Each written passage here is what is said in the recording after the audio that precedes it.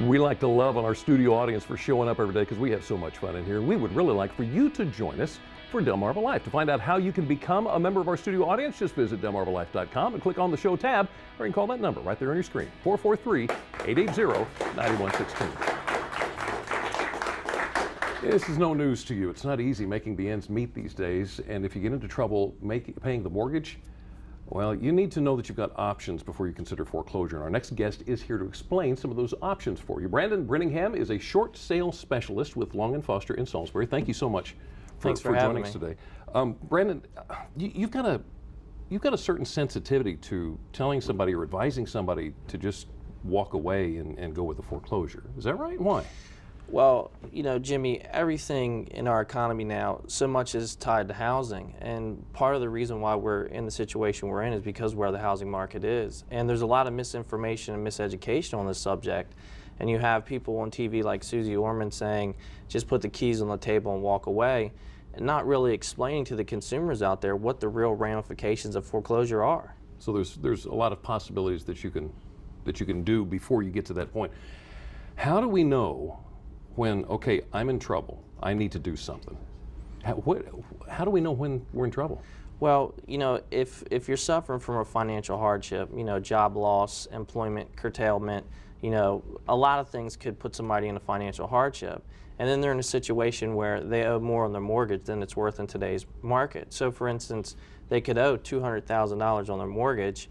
Because of market value, it's now worth $150,000. And if they let that property go to foreclosure, it could sell at auction for $100,000. Most consumers are really unaware of the fact that that $200,000 they owe sells for $100,000. They still owe that $100,000 in a deficiency balance to the bank. Wow. What will the bank go to pretty extremes to try to get that money back? Yeah, the bank, especially in our tri-state area, can go as far as garnishing somebody's wages.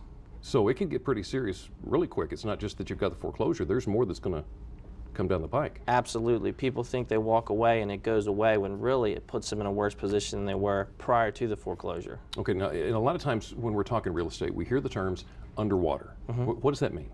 Underwater basically means that they owe more on their mortgage than it's worth in today's market. So using that same example, you know, you owe $200,000 on your mortgage, but market value today is the property is only worth $150,000.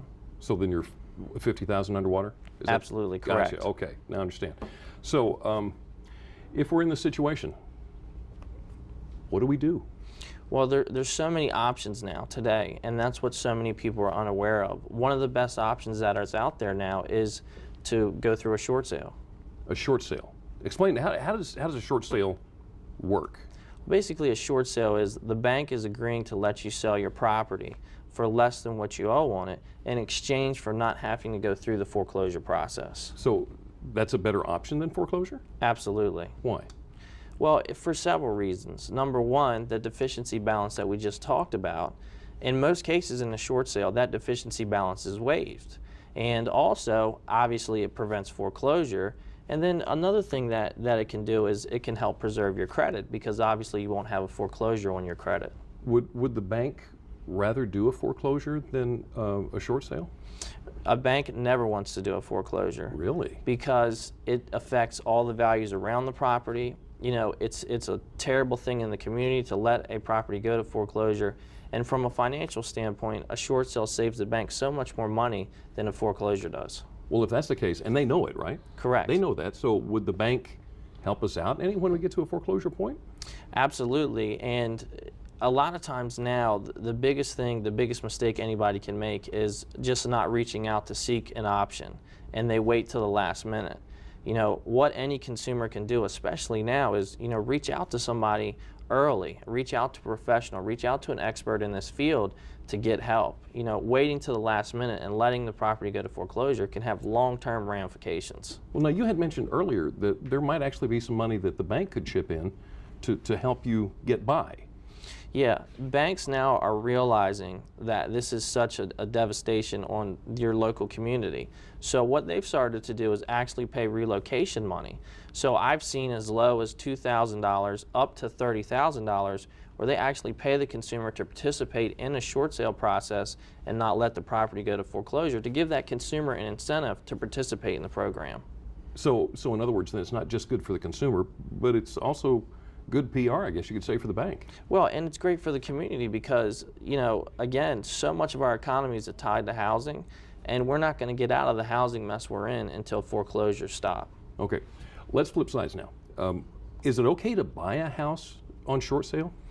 Yes, and you know, one of the terms I like to use is by buying a short sale, you create what I like to call patience equity. And if you will take, you know, the time to spend buying a short sale, which takes a little bit longer, you know, your average sale now takes about 30 days, and regular equity sale, short sale is going to take you 60 to 90 days to settle, but you can usually buy a short sale 10 to 15% under market value. Okay, so let's build a situation. I'm a homeowner who realizes that I think I'm in trouble. What would be the best bit of advice you could give me? Don't wait. And don't wait until you are 30 days from a foreclosure auction or you're really in trouble.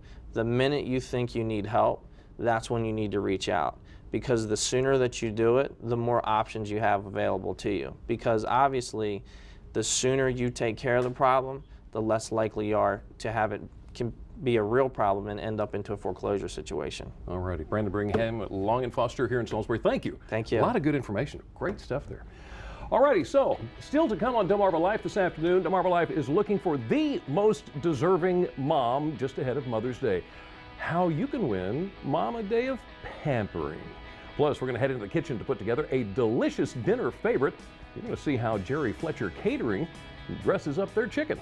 Delmarva Life, life at its best here on Delmarva.